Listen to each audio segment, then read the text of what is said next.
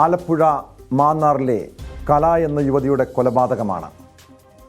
ദൃശ്യം സിനിമയ്ക്ക് മുൻപ് ദൃശ്യം മോഡലിൽ നടന്ന കൊലപാതകം എന്ന രീതിയിൽ വിലയിരുത്തലുകളുണ്ടായി.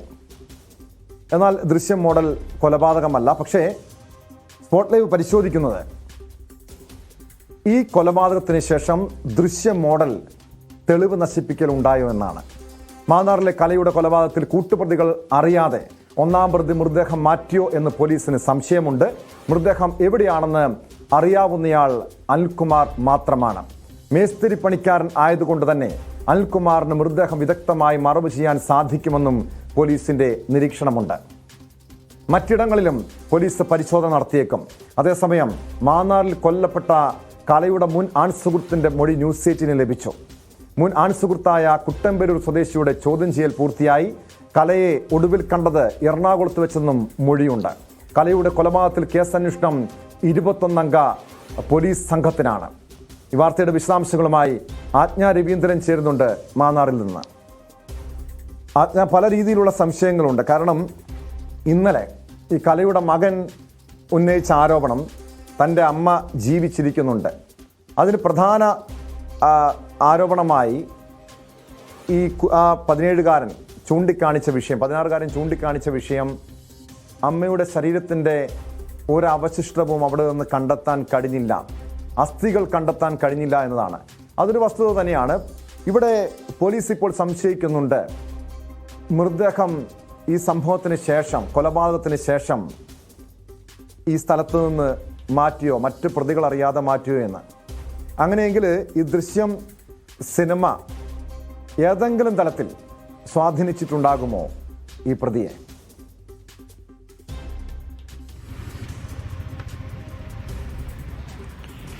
അത്തരത്തിലൊരു നിഗമനം കൂടി, ആ ഒരു നിരീക്ഷണം കൂടി പോലീസിന്റെ ഭാഗത്തു നിന്നും ഉണ്ടാകുന്നുണ്ട്. കാരണം ഈ 3 പ്രതികളും ഒരുപോലെ സെപ്റ്റിക് ടാങ്കിൽ ഈ മൃതദേഹം മറവ് ചെയ്തു എന്ന് പറയുമ്പോഴും 15 വർഷം എന്ന് പറയുന്നത് ഒരു മൃതദേഹം മറവ് ചെയ്തത് അങ്ങ് പൂർണ്ണമായും ഡിസോൾവ് ആകാനുള്ള ഒരു സമയം അല്ല എന്ന് തന്നെയാണ് വിദഗ്ധരുടെ, പ്രത്യേകിച്ചും ബയോടെക്നോളജിസ്റ്റുകളുടെ നിരീക്ഷണം അങ്ങനെ തന്നെയാണ്. അതുകൊണ്ട് തന്നെ അതിൽ നിന്നും മൃതദേഹത്തിന്റെ സാമ്പിളുകൾ ലഭിക്കാനുള്ള സാധ്യത ഏറെയാണെന്ന് അവർ പറയുന്നുണ്ട്. അപ്പം നമ്മൾ ഇപ്പോൾ പറയുമ്പോൾ മനുഷ്യവിസർജ്യത്തിന്റെ കെമിക്കൽ, അതൊരു വലിയ കെമിക്കലാണ്, അല്ലെങ്കിൽ ബാക്ടീരിയയുടെ എഫക്ട് അത്ര വലുതാണ്. ഈ എക്സ്പ്ലോസീവ് അത്തരത്തിലുള്ള ബയോഗ്യാസ് ഉൽപ്പന്നങ്ങളൊക്കെ അതിൽ നിന്ന് ഉണ്ടാക്കുന്നുണ്ട്. അപ്പോൾ തീ പിടിക്കാനുള്ള സാധ്യത ഏറെയുള്ള അത്തരത്തിൽ രൂക്ഷമായ തീവ്രമായ കെമിക്കലുകളാണ് സെപ്റ്റിക് ടാങ്കിനുള്ളിൽ ഉള്ളത് എന്നൊരു നിരീക്ഷണം വരുമ്പോഴും, എന്നൊരു അവസ്ഥയുള്ളപ്പോഴും ഇത്തരത്തിൽ ഒരാളുടെ DNA കണ്ടെത്താൻ, അല്ലെങ്കിൽ മജ്ജയിൽ നിന്നോ എല്ലിൽ നിന്നോ DNA കണ്ടെത്താനുള്ള സാധ്യത ഉണ്ടെങ്കിൽ, അവിടെ ഉണ്ടെങ്കിൽ കണ്ടെത്താനുള്ള സാധ്യത വളരെ ഏറെയാണ് എന്നൊരു അവസ്ഥ കൂടിയുണ്ട്, എന്നൊരു സാഹചര്യം കൂടിയുണ്ട്. പക്ഷേ ഇവിടെ എന്ന് പറയുന്നത്, കഴിഞ്ഞ ദിവസം SP പറയുന്നു മൃതദേഹത്തിന് അവശിഷ്ടങ്ങൾ കിട്ടിയിരുന്നു എന്ന് പറയുന്നുണ്ട്. ഫോസ്ഫറസ് പോലെ അല്ലെങ്കിൽ എല്ലിന്റെ കഷ്ണം പോലെ എന്ന് തോന്നിപ്പിക്കുന്നതല്ല, ഫോസ്ഫറസിന്റെ സാന്നിധ്യമുള്ള എന്തോ ഒരു വസ്തു കിട്ടിയിട്ടുണ്ട് എന്നുള്ള തരത്തിലൊക്കെ അവർ കഴിഞ്ഞ ദിവസം വെളിപ്പെടുത്തൽ നടത്തിയിരുന്നു. എന്നിരുന്നാൽ പോലും മുടി അല്ലെങ്കിൽ വസ്ത്രത്തിന്റെ ഒരംശം, ഇതൊക്കെ ഈ പറയുന്നത് പോലെ കലയും ആ വർഷം ഒരു പക്ഷേ 15 വർഷം മുൻപ് ഉപയോഗിച്ചിട്ടുണ്ട്. അപ്പോൾ പിന്നെ മുടി ഒരു സാധ്യതയല്ല തെളിവിന് എന്നൊരു അവസ്ഥ കൂടി, എന്നൊരു സാഹചര്യം കൂടി മുന്നിൽ നിൽക്കെ പോലീസ് ആകെ കൺഫ്യൂഷൻ ആയിരിക്കുന്ന നിലവിൽ അങ്ങനത്തെ ഒരു അവസ്ഥയിലാണ് പോലീസ് ഉള്ളത്. കാരണം പോലീസിനെ സംബന്ധിച്ചത് വലിയ വെല്ലുവിളിയാണ്. ടോം സൂചിപ്പിച്ചതുപോലെ തെളിവ് നശിപ്പിക്കൽ എന്നൊരു സാധ്യത ഈ മുന്നിൽ കണ്ടുകൊണ്ട് തന്നെയാണ് പോലീസിൽ പോകുന്നത്. കാരണം ആറ്റിലൊഴുക്കി, അതായത് സെപ്റ്റിക് ടാങ്കിൽ നിന്നും എടുത്ത് ആറ്റിലൊഴുക്കി എന്നൊരു സംസാരം കേൾക്കുന്നുണ്ട്. കാരണം ഇവരുടെ വീടിന് സമീപത്തുള്ള ഒരു പ്രായമേറിയ സ്ത്രീ അത് കണ്ടു, സെപ്റ്റിക് ടാങ്ക് കുഴിക്കുന്നത് കണ്ടു എന്ന് പറയുന്നുണ്ട്. പക്ഷെ അവരുടെ മൊഴി ഇപ്പോൾ മുഖവിലേക്ക് എടുക്കാൻ പറ്റാത്ത ഒരു സാഹചര്യമുണ്ട്. കാരണം അവർ മാനസികമായി സ്ഥിരതയില്ലാത്ത ഒരു അവസ്ഥയിലാണ്, അത്തരത്തിലുള്ള ഒരു ട്രീറ്റ്മെന്റിലാണ്. അതുകൊണ്ട് തന്നെ പോലീസിന് അതിനെ ഡിപ്പെൻഡ് ചെയ്യാൻ പറ്റാത്ത ഒരു സാഹചര്യം മുന്നിലുണ്ട്. പക്ഷേ മറ്റൊരു കാര്യം എന്ന് പറയുന്നത്, ഈ അനിൽകുമാർ എന്ന് പറയുന്ന ആള് മേസ്തിരി പണി ചെയ്തിരുന്ന ആളാണ്. അതുകൊണ്ട് അദ്ദേഹത്തെ സംബന്ധിച്ചിട്ട് ഇത്തരത്തിലൊരു സെപ്റ്റിക് ടാങ്ക് പുനർനിർമ്മിക്കുകയോ അല്ലെങ്കിൽ അതിൽ ക്ലീൻ ചെയ്യുകയോ അതിലുള്ള സാധനങ്ങൾ നീക്കം ചെയ്യുകയോ എന്ന് പറയുന്നത് ഒരു സാധാരണക്കാരനെ സംബന്ധിച്ചിടത്തോളം ചെയ്യുന്നതിനേക്കാൾ കുറച്ചുകൂടെ വേഗത്തിൽ അത് ചെയ്ത് തീർക്കാൻ കഴിയും. അതുകൂടി മുൻനിർത്തിയാണ് ഈ അന്വേഷണം പോകുന്നത്. മാത്രമല്ല ഈ 3 പേരുടെ ജിനോയാണ് സെപ്റ്റിക് ടാങ്കിൽ മൃതദേഹം അടക്കി എന്ന് ആദ്യം പറഞ്ഞത്. പക്ഷേ ഈ മറ്റ് 2 പ്രതികളും, സോമൻ എന്ന് പറയുന്ന പ്രതിയും പ്രമോദ് എന്ന് പറയുന്ന പ്രതിയും അതിൽ ഉറച്ചു നിൽക്കുന്ന സാഹചര്യമുണ്ട്. പക്ഷേ ഇവരാരും മൊഴി മാറ്റിയിട്ടുമില്ല. കൃത്യമായി സെപ്റ്റിക് ടാങ്കിൽ തന്നെ ഉണ്ട് എന്ന് തന്നെയാണ് അവർ പറയുന്നത്. പക്ഷേ പോലീസിന് മുന്നിലുള്ളത് ഈ ദൃക്സാക്ഷികളുടെ മൊഴി മാത്രമാണ് എന്നൊരു സിറ്റുവേഷനാണ് ഇപ്പോൾ ഉള്ളത്. അതുകൊണ്ട് തന്നെ ഈ കേസ് വലിയ വെല്ലുവിളിയാകുന്നുണ്ട്. എന്നാൽ 15 വർഷത്തിന് മുൻപ് ഈ കലയെന്ന് പറയുന്ന സ്ത്രീയുടെ തിരോധാന തീർച്ചയായും പോലീസിനെ സംബന്ധിച്ച് ആജ്ഞ സൂചിപ്പിച്ചതുപോലെ നിരവധി വെല്ലുവിളി നിറഞ്ഞൊരു സംഭവമാണ്. നിലവിൽ ഈ കസ്റ്റഡിയിലുള്ള പ്രതികളെ ചോദ്യം ചെയ്യുന്നത് തുടരുന്നുണ്ടല്ലോ ആജ്ഞ. ഈ പ്രതികളെ ഇന്ന് തെളിവെടുപ്പിന് എത്തിക്കാനുള്ള സാധ്യതയുണ്ടോ? അതോടൊപ്പം അറിയേണ്ടത് ഭർത്താവ് അനിൽകുമാർ, വിദേശത്തുള്ള അനിൽകുമാറിനെ സംബന്ധിച്ചാണ്. ഇയാളെ നാട്ടിലെത്തിക്കാനുള്ള ശ്രമങ്ങൾ പോലീസ് ആരംഭിച്ചിട്ടുണ്ട്. ഈ അനിൽകുമാറിനെ ബന്ധപ്പെടാൻ പോലീസിന് കഴിഞ്ഞിട്ടുണ്ടോ? എന്ന് നാട്ടിലെത്തിക്കാൻ കഴിയുമെന്നാണ് പോലീസിന്റെ പ്രതീക്ഷ.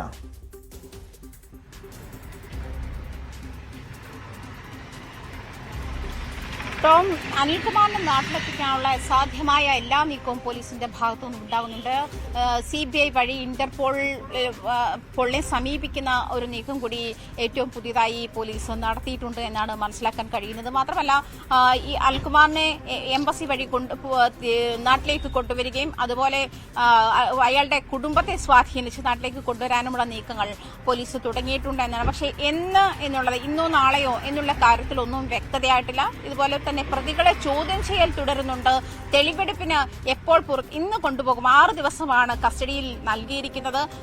ഈ 6 ദിവസത്തിനുള്ളിൽ ഏതെങ്കിലും ഒരു ദിവസം എന്ന് മാത്രമേ വ്യക്തമാകുന്നുള്ളൂ. ഇപ്പോഴത്തെ ഇന്ന് കൊണ്ടുപോകുമോ എന്നുള്ള കാര്യത്തിൽ പോലീസ് വ്യക്തമായി ഒന്നും പറയുന്നില്ല. തെളിവെടുപ്പ് ഇന്ന് നടത്തുമോ എന്നുള്ള കാര്യത്തിൽ. അതേസമയം 3 പ്രതികളുടെ വീട്ടിൽ ഈ പോലീസ് സെർച്ച് ചെയ്യുന്നുണ്ട്. അവരുടെ വീടുകളിൽ പരിശോധന നടത്തുന്ന ഒരു നടപടി കൂടി പോലീസ് ചെയ്തു വരുന്നുണ്ട്. മറ്റൊരു കാര്യം, ഈ നേരത്തെ പാലക്കാട് സ്വദേശി എന്നായിരുന്നു ഈ കലയുടെ ആൺ സുഹൃത്തിനെ പറ്റി പറഞ്ഞിരുന്നത്. പക്ഷേ അതിനകത്ത് വ്യക്തമാകുന്ന ഒരു കാര്യം, കലയുടെ വീട്ടുകാരും ഇതേ കാര്യം തന്നെ ആവർത്തിച്ച് പറയുന്നു. പാലക്കാട് സ്വദേശിയായുള്ള ഒരാളുമായി കല നാടുവിടുന്നു എന്നാണ് കലയുടെ വീട്ടുകാരും പറയുന്നത്.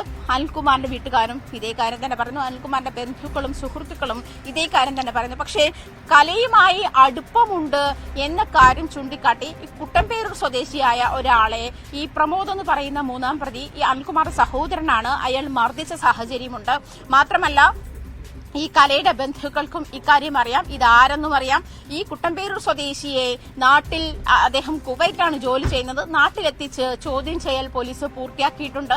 അതിൽ നിന്നും മനസ്സിലാക്കുന്നതും എറണാകുളത്തൊരു ടെക്സ്റ്റൈൽ ഷോപ്പിൽ 1.5 മാസമായി, അതായത് അനിൽകുമാർ ഈ 2009 ജൂൺ ആദ്യവാരമാണ് കല കൊല്ലപ്പെടുന്നത് എന്നാണ് നിഗമനം. ഈ കലയെ കാണാതാകുന്നത് 2009 ജൂൺ ആദ്യവാരമാണ്. അതിനു മുൻപ് വരെയുള്ള, അതായത് 1.5 മാസത്തോളമുള്ള കാലഘട്ടത്തിൽ കല വീട് വിട്ട് എറണാകുളത്തൊരു ടെക്സ്റ്റൈൽ ഷോപ്പിൽ ജോലി ചെയ്തിരുന്നു. ഇയാൾ, ഈ കുട്ടമ്പേരൂർ സ്വദേശിയായ ആൺ സുഹൃത്ത് കലയെ അവിടെ ഒരു പ്രാവശ്യം സന്ദർശിച്ചിരുന്നു എന്നും പറയുന്നുണ്ട്. അതിനുശേഷം അനിൽകുമാർ നാട്ടിലെത്തിയ ശേഷം 4 ദിവസങ്ങൾക്ക് ശേഷമാണ് കലയെ എന്നേക്കുമായി കാണാതായത് എന്നൊരു കാര്യം കൂടി കുട്ടമ്പേരൂർ സ്വദേശി സൂചിപ്പിക്കുന്നുണ്ട്. പക്ഷെ ഇവിടുത്തെ ഒരു സംശയം എന്ന് പറയുന്നത്, എങ്ങനെയാണ് ഈ പാലക്കാട് സ്വദേശിയുടെ പേര്, അല്ലെങ്കിൽ മനഃപൂർവ്വം ഇങ്ങനെ ഒരു കഥ കെട്ടിച്ചമച്ചതാണോ? ഈ അനിൽകുമാറും കലയുടെ സഹോദരൻ അനിൽകുമാറും, അദ്ദേഹത്തിന്റെ പേരും അനിൽകുമാറും തന്നെയാണ്. ഇവർ തമ്മിൽ ഇപ്പോഴും അടുത്ത ബന്ധം കാത്തു സൂക്ഷിക്കുന്നുമുണ്ട് എന്നാണ് വ്യക്തമാകുന്നത്. ഇത്തരം കുറെ സംശയങ്ങൾ കൂടി പോലീസിന് മുന്നിലുണ്ട്. കാരണം ഇത് ആസൂത്രിതമായി ഒരു കൊലപാതകം നടത്താൻ വേണ്ടി കരുതിക്കൂട്ടി ഉണ്ടാക്കിയ ഒരു ഗൂഢാലോചനയുടെ ഭാഗമാണോ ഇത്തരത്തിൽ ഈ കുട്ടമ്പേരൂർ സ്വദേശി എന്നുള്ള ആളുടെ പേര് ഒരു പാലക്കാട് സ്വദേശി, അല്ലെ പാലക്കാട് എവിടെയോ കല ഒരാളൊപ്പം ഇറങ്ങിപ്പോയി ജീവിക്കുന്നു എന്നൊരു കഥ മെനഞ്ഞത് എന്നുള്ള തരത്തിലും പോലീസ് അന്വേഷണം തുടരുന്നുണ്ട്. എന്തായാലും പ്രതികളെ ചോദ്യം ചെയ്തുകൊണ്ടിരിക്കുകയാണ് എന്നാണ് ഇപ്പോൾ പറയാനുള്ള ഇൻഫർമേഷൻ. മാത്രമല്ല ഇന്റർപോളിന്റെ സഹായം തേടിയിട്ടുണ്ട് അനിൽകുമാറിനെ നാട്ടിലെത്തിക്കാൻ.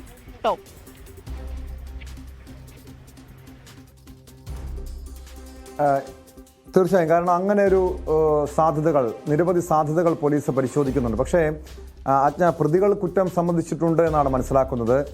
ഈ കൊലപാതകം നടന്നത് പാലത്തിൽ വെച്ചാണ്. പിന്നീട് ഈ സെപ്റ്റിക് ടാങ്കിൽ കൊണ്ടുപോയി ഈ മൃതദേഹം അവിടെ ഉപേക്ഷിച്ചു, മറവ് ചെയ്തു എന്ന് പറയുമ്പോൾ, പക്ഷേ വലിയ വെല്ലുവിളി നിറഞ്ഞ കാര്യം ഈ മൃതദേഹ അവശിഷ്ടം കണ്ടെത്താൻ കഴിയാത്തതാണ്.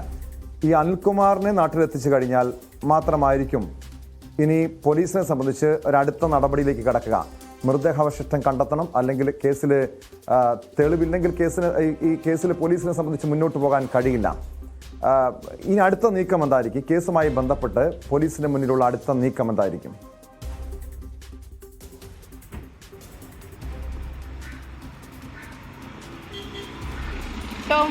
മനസ്സിലാക്കുന്നത് ഈ അനിൽകുമാർ നാട്ടിലെത്തിയാൽ മാത്രമേ ഇതിനകത്ത് ഒരു വ്യക്തത ഉണ്ടാവുകയുള്ളൂ, അല്ലെങ്കിൽ അനിൽകുമാറിന് ചോദ്യം ചെയ്താൽ മാത്രമേ ഇതിലൊരു വ്യക്തത ഉണ്ടാവുകയുള്ളൂ എന്നുള്ള കാര്യമാണ്. ഒന്നാം പ്രതി ആയിട്ട് ഈ കേസിൽ എഫ്ഐആർ ഇട്ടിരിക്കുന്നത് അനിൽകുമാർ തന്നെയാണ്.